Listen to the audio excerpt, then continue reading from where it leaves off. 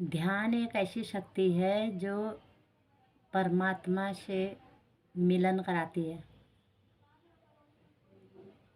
भगवान से योग कराती है।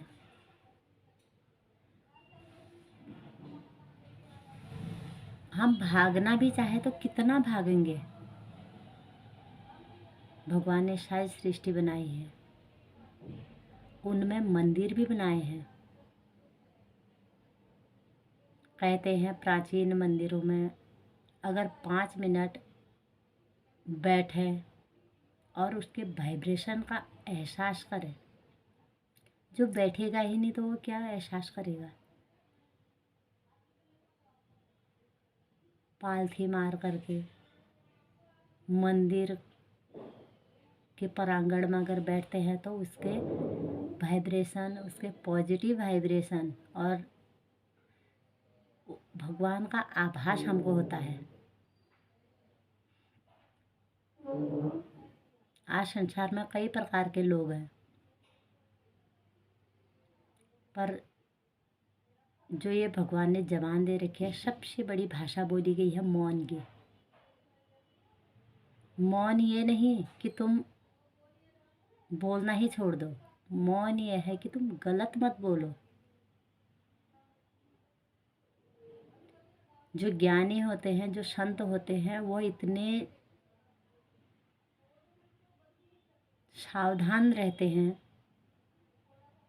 कि उनके मुख से एक गलत वाक्य न निकले करके वो सोच सोच करके बोलते हैं। उनकी आवाज़ जो होती है वो नाभि से निकलती है।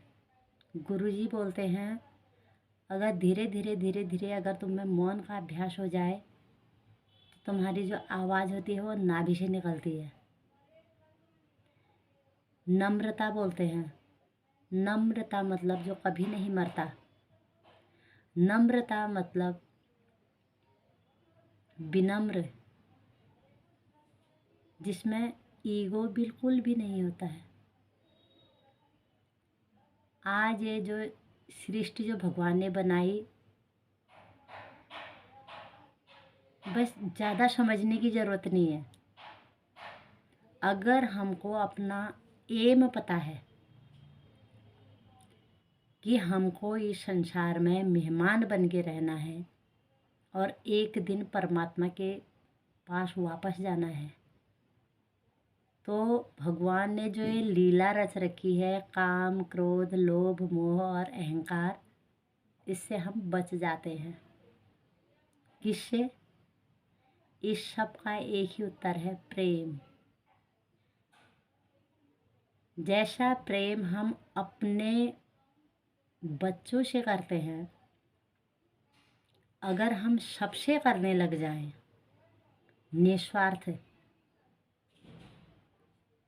सबके अंदर भगवान को देखें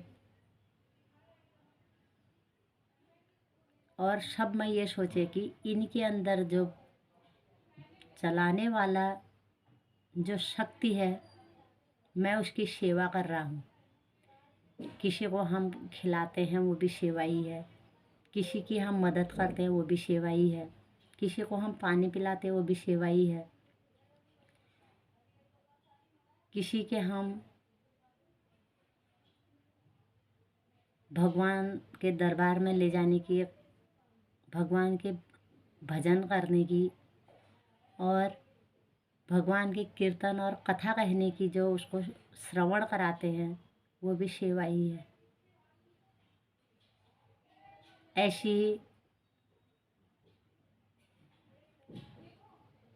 नम्रता का अर्थ कहा है, जो मुड़ा वो जुड़ा। जो मुड़ जाता है वो जुड़ जाता है, क्योंकि उसको रिश्ते बनाने।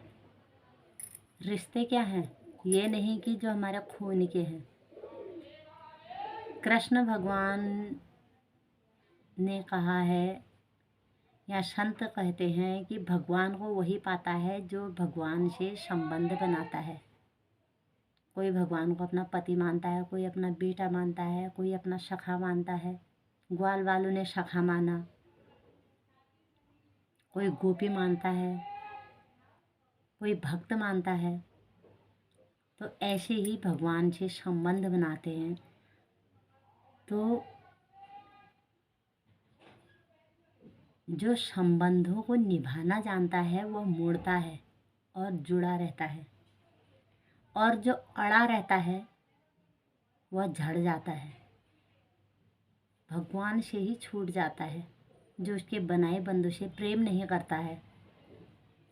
हर एक के जीवन हरा भरा हो जाए, अपने को मोड़ने का भाव आना है। अगर गुरुजी बोलते हैं तुम शांत रहो तो कोई शोर नहीं। अज्ञानता क्या है? अज्ञानता मतलब होता है अप्रकट ज्ञान। जिसका ज्ञान हमको नहीं होता है वो होता है अज्ञान। प्रकट नहीं है, जैसे कि सोए पड़े हैं। मान न मान, तू है मेहमान और तू है भगवान। मुख में जब राम राम हम जपते हैं तो अपने आप में विसर्जन हो जाते हैं। हम अपने आप में खो जाते हैं। अपने को इतना विलीन और भगवान पर निछावर कर दो, जैसे मिश्री चीनी नमक पानी में घुल जाती है, उसका कोई अस्तित्व नहीं रहता है। ये भी तो एक साधना है। मिश्री को पॉलिथीन में डालेंगे तो गलेंगे नहीं। अगर इसी प्रकार जब तक हम देह अध्यास में करते रहेंगे तो विषय विकार में रहेंगे, और अगर भगवान है करके सोचेंगे तो विषय विकार से छूट जाएंगे। भगवान अभिमान खाता है। भगवान प्रेम के भूखे होते हैं। भगवान ने शबरी के झूठे बेर खाए। भगवान ने छिलके खाए विदुर जी के घर में जाकर के। अपना ये जीवन भगवान को दे दो। हमारा भी ये देह अभ्यास का जो छिलका है ये कब उतरेगा? जब तक हम रटन नहीं छोड़ेंगे तब तक ये नहीं छूटेगा। ये शरीर हमको क्यों मिला है? यह साधन हमको क्यों मिला है? ये वाहन हमको क्यों मिला है? ये शरीर जो है हमारा एक साधन है। भगवान बोलते हैं समझ व रमज को यहाँ से ले जाओ। पानी की धार बनो, एक धार छींटे वाली और एक धार तेल की जैसी सीधी जाती है।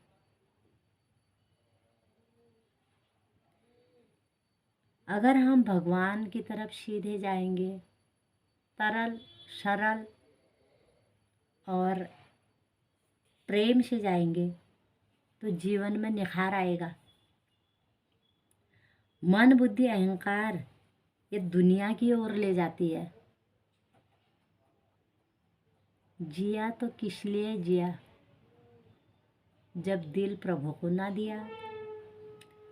अंदर से समझ क्यों नहीं आए कि भगवान ने जितनी ही चाबी भर रखी है उतना तो खिलौना चलेगा। ये शरीर भी हमारा एक खिलौना है। इसको हर कोई नहीं समझ पाता है। ये कब समझ में आती है? जब हम संतों की शरण में जाते हैं, तब वो हमको राह दिखाते हैं। ये ऐसी समझ में नहीं आता जब हम सत्संग रूपी नाव में बैठते हैं, गीता का ज्ञान सुनते हैं और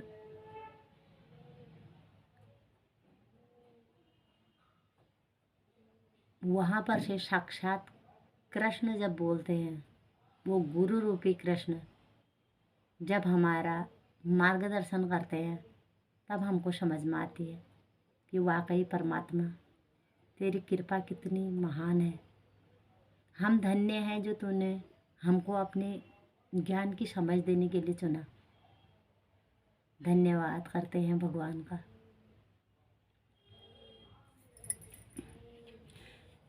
शिकायत नहीं करना है, उसकी लीलाओं को याद करना है। संसार के लोगों के पास जाएंगे वो हमेशा शरीर की बात करेंगे, और भगवान के भक्तों के पास जाएंगे वो सिर्फ भगवान की बात करेंगे। और मन नहीं लगता है भगवान की बातें सुनने का, तो खुद से यह अभ्यास करना होता है कि हमको भगवान की बातें पसंद क्यों नहीं आती। जैसे एक व्यक्ति बार बार कहानी बोलते हैं, सुनाते हैं, विचारों का आदान प्रदान करते हैं, भजन गाते हैं। दो दोस्त, एक ने कहा दिन भर भक्ति में बैठा रहता है, काम धंधा तो कुछ है नहीं, बस कभी माला जपना, कभी भजन गाना, कभी पूजा पाठ करना, ऐसे में ही तेरा दिन कट जाता है और बैठ बैठ के खाता है। तो संत तरल और सरल होते हैं। उन्होंने कहा ठीक है, आप ऐसा करना, कल से घर का सारा काम मैं करूँगा और आप भगवान की सेवा करना।